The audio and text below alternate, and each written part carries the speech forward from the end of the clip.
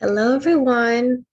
Anybody's gonna watch this. I just want to share like a little message of hope to let people know and give examples of how our angels, the higher power, is so involved in everything, so in control. And yeah, I know there's a lot going on in the world, a lot of craziness, but in reality, God is in control. And I'll give you a little example of mine. Um, I've been seeing angel numbers for like a year and a half now, since August of 2020, starting with 11/11, of course. And repeatedly they'll send me some new numbers. And so that's why I felt kind of compelled to share, or the desire to share. They sent me the number 51 this morning. And the way they've been sending numbers recently is I would be watching a YouTube video, and then like few minutes in, or even a minute in, it would just stop at a particular number. So one of the common numbers, I would get 17, of course, 23, 98, 64, 66, and today I was sent 51 for the first time. And it comes at the same time where I've been having thoughts this morning about, my future, but primarily about the possibility still at 36 to still have to get married and have kids. So I've been have trouble sleeping and just kind of going over all of that in my mind. And I'm up early this morning, and the first video I just decided to watch, and it stopped at 51, and I looked up what that angel number means, and it said it has to do with like domestic matters and matters of the heart. So just to demonstrate how the one is how much they have control over the social media, how the quantum has control over the social media now, that they have the ability to just infiltrate somehow. And I'm sorry, that's my alarm clock. Ay, ay, ay. Right. Oh. Sorry. I don't want to pause and then, because I don't know how to use all this technology. I'm not that good at it. Sorry about that. But yeah, and also ironically, I've been thinking more and more about the matters of the heart. Like as far as like domestic matters. Because so when we're on this spiritual path, guided, so I've been guided out of New York City.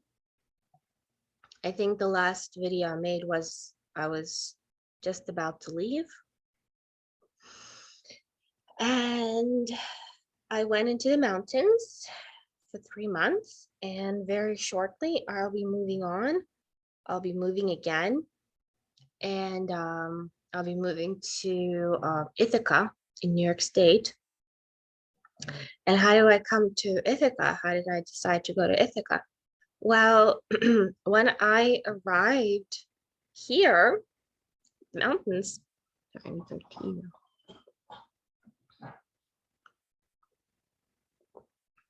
when I arrived here, I was like, well, this is nice. I mean, it's in the mountains, I'm on the Hudson River, fresh air, beautiful. The leaves were still like changing colors. It was beautiful.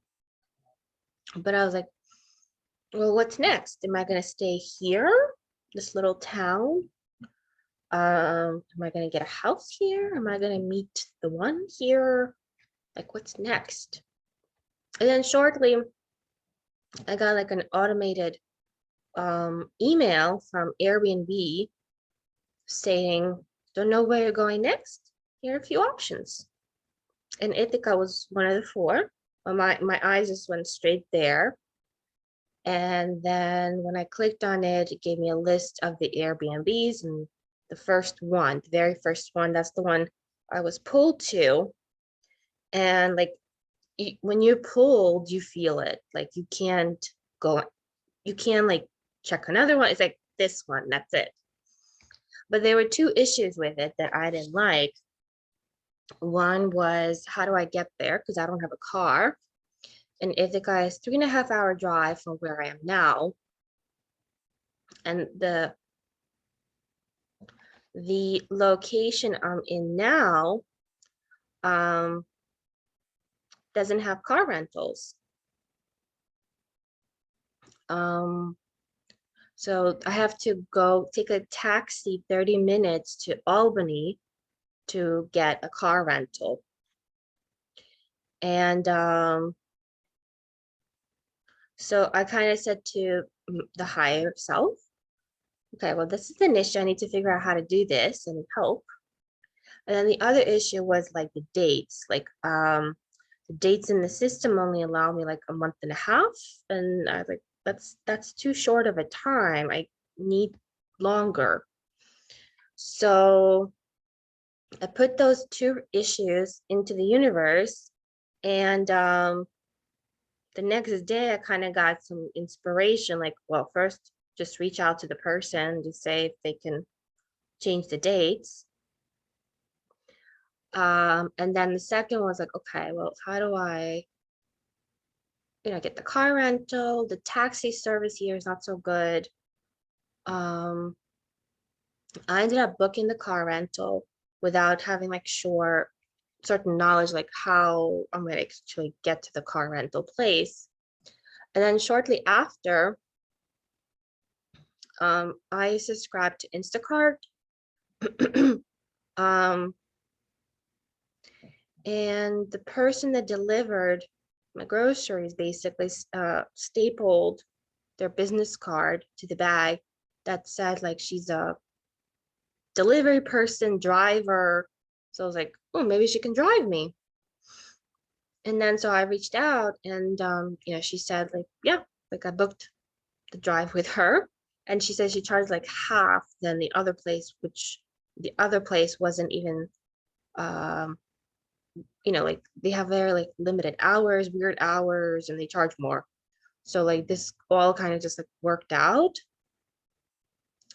And it's funny also, the Airbnb that I'm going to, she extended the dates to what I wanted, but there was like a glitch in the system, and it made I skip like 2 days in between. So I had to like book 2 stays with her, but those 2 days were pretty much, she gave it to me for free.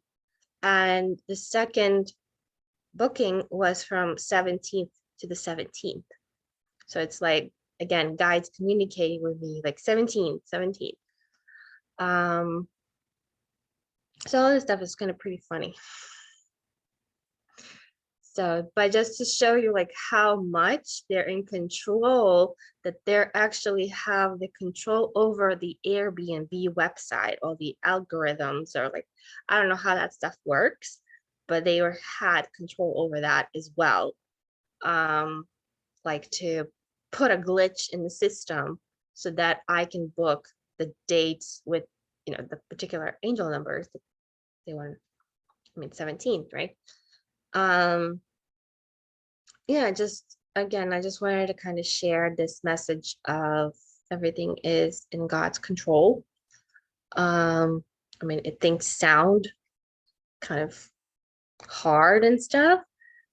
But I kind of, since I've been in the mountains, it's or even when I was staying in New York City with my parents for the 2 years of the quarantine, things are hard when you turn on the media, when you go into the mainstream, like lining up. Like I used to love going to Trader Joe's.